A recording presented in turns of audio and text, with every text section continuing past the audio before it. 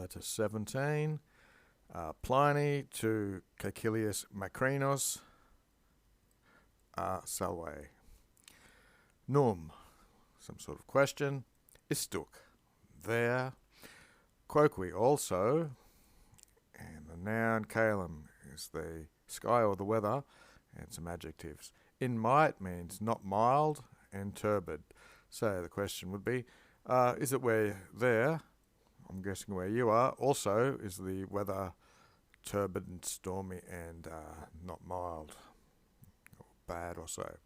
And contrary to istic, which means there, we have hic here, assidua tempestas, means continual storms, and cribra diluvia. Cribra means frequent, a diluvia is a flooding. The Tiberus, the Tiber River, is excessed. It's exceeded its alveum, its channel or its bed, and it is superfundated. So it's poured over the demissio rippus, the lower banks, alte deeply. Although, quam with a fossa, or could be nominative here, although the ditch, no, it looks like it's ablative, as providentissimus as possible, that's what you get when you get quam in a superlative, the emperor has made it exhaustus, so it's draining out by a ditch which he has foreseen very astutely, and it is it's pressing down into the vales, into the valleys, and it's innatting, it's swimming or flowing into the campuses, which are the plains and the fields, qua, and looks like where there was plain ground or level ground, sonata, it can be seen, this water, pro solo instead of soil or ground. Indi, then, quae which, sola is accustomed to, flumina is the river, which the river is usually accustomed to accept or receive it, and devihi, or carry down to where it's permixta, where it mixes in with maybe the ocean. Velot, as it does, obvious means it meets, then it's cogated retro, it's forced backwards. So where the water mixes further down, it looks like it's forced back up. And ita, and so thus it operates, it covers the agros, the fields, which would be these plains basically, with alien waters, with water from further down, maybe it's brackish, which itself does not touch. So the river itself doesn't touch these fields, but there's such overflow that it does. 3. The enio, proper noun, the most delicatissimum, very pleasing of male rivers. As we saw, Flumen is female, and Amnius is male. So the enio, the most delightful river or something, and for this reason, with its adjacent villas, as if unwillingly, invitatus retentus. So it looks like it's retained and by these villas on the banks or something. Anyway, from a magna parte, from a great part, Nimora, that's a grove basically, which in umbratas, which cast shades over these villas maybe, or along the riverbank. It looks like it's fragmented and rapuit, so it's broken off the trees and rapuit, it's seized off with them in the flood. It has subruated mountains, probably little hills, not big mountains, and with the descendentium mole, so it's this mass which is falling or plummeting down, is clausulus, made a blockage in pluribus locus in many places. While it is a missum, the it is neuter, so it's lost its journey or its route that it seeks, and it is impulated or bashed against the tectors, the roofs or buildings, and say it's itself. It has ejected itself over these ruins of the buildings it's hit, and is extulated, so it's taken away a lot of houses basically. 4. Viderunt, plural amount of people have seen something. Quos, those which are, looks like in the excelsioribus terrace, those who are on the higher ground, illa tempestas, this storm has deprehended these people. So it looks like people on the high grounds being grabbed by the storm. And their apparatus divitum, their rich apparel, is alibi, it's gone elsewhere, and their gravem, which usually means serious or heavy, furniture, Sapolectione, Leone, blah blah blah, whatever that is. And the Instrumenta Rurus, this is the tools used in the countryside. That's also alibi, that's elsewhere. And there, so we have alibi and ibi. And there we have boves, the rectors aratra.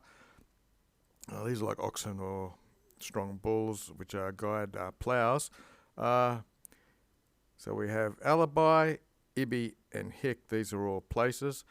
So we have boves, which are saluta, which are loose and free. So you've got them, some in ploughs and some loose, and libera amenta. These are beasts of burdens, they're free. And interhake, and amongst all of these tools and cattle and crap, there are truncos arborum. They're the trunks of trees, or the trabes and culmina.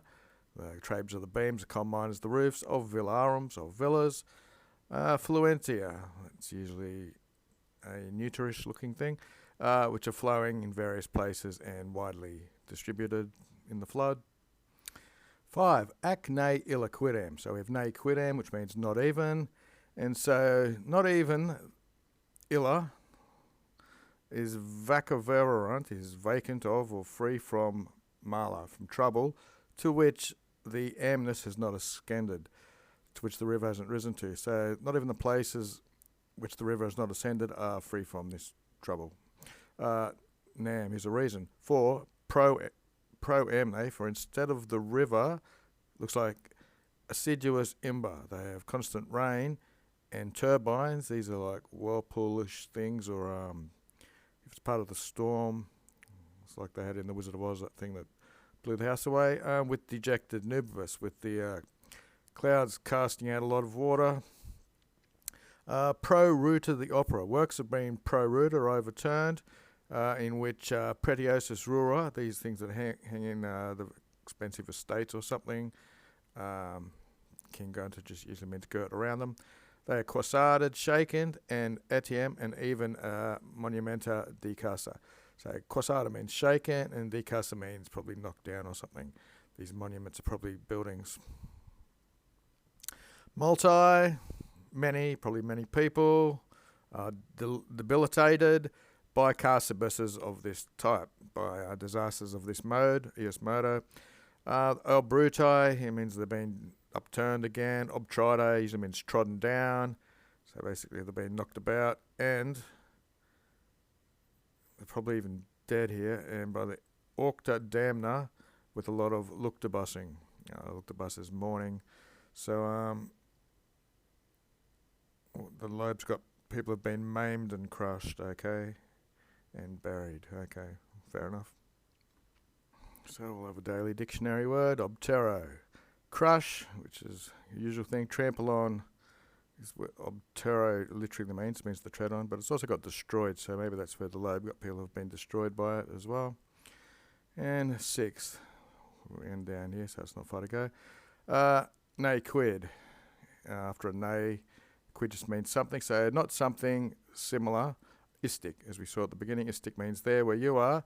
So I hope nothing's similar to this. Pro mensura, by the same measurement sort of thing. Verio, I fear of such a periculi, of such a danger. So I'm hoping there that you're not. So ne in vero, vero is a verb of fearing. So I hope where you are, nothing similar according to the same measurement of this danger. And rogo te, and I'm asking you, if nothing tale, nothing such has happened there, then as maturissime as possible, quam with a superlative means as much as or as soon as. So as soon as possible, console as me of my worries or anxieties. Basically, he's just asking him to reply to a letter. But if tale, if it is as such, also, quoque, nuntiazid, announce this to me or tell me. And so the short letter is going to finish here. So, nam parvolum default. For the difference, or the what it concerns is parvolum littles. For it differs little, or for doesn't matter much. Whether you patiaris, whether you suffer adverse things, or you're expecting them. Unless or except, nevertheless, tamen, there's a modus, a limit of grieving, but there's not of temending, of fearing. For dolias, for pain and suffering, there is as much as you know to have happened. So if you know something happened, there's a certain pain. Whereas timias, when you fear, there is as much as is able or possible to happen. So fear is a greater enemy because you're worrying, I guess, than what you actually scarce, than what you actually know. And vale, he ends it there.